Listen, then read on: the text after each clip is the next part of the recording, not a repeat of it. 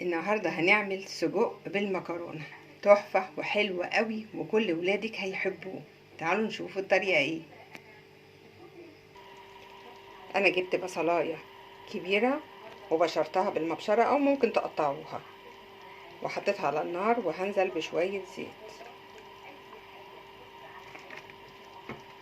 هفضل اشوح في البصلايه لحد ما البصلايه تصفر.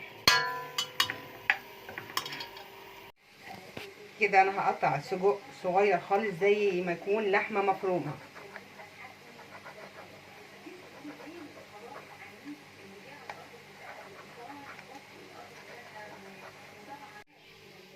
كده انا قطعت السجق صغير قوي، وقطعت عليه قرن فلفل حراق.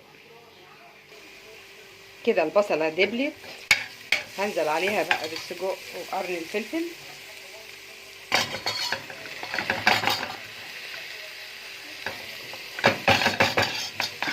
معلش انا بصور بايد وبشتغل بايد.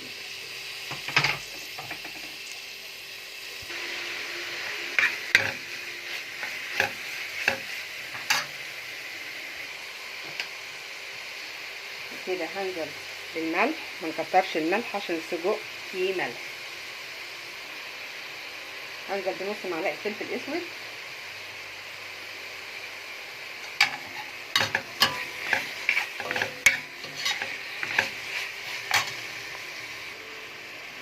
هنزل بمعلقه ثوم صغيره،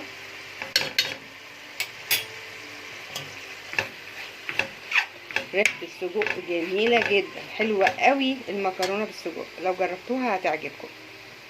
على بال ما السجق يتشوح مع البصل والثوم، هضرب الطماطم في الخلاط. وكده السجق اتشوح، هنزل عليه بالطماطم.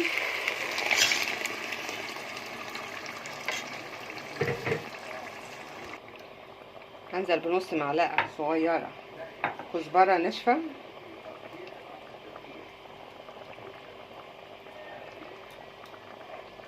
واسيبها لحد ما تتسبك. ونروح نشوف المكرونه العين التانية عليها المكرونه بسلقها. كده اتسبكت خلاص، وهنزل بالمكرونه.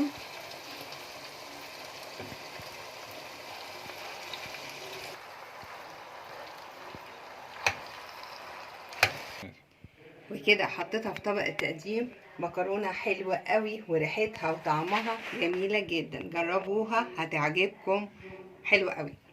نتقابل في فيديو جديد.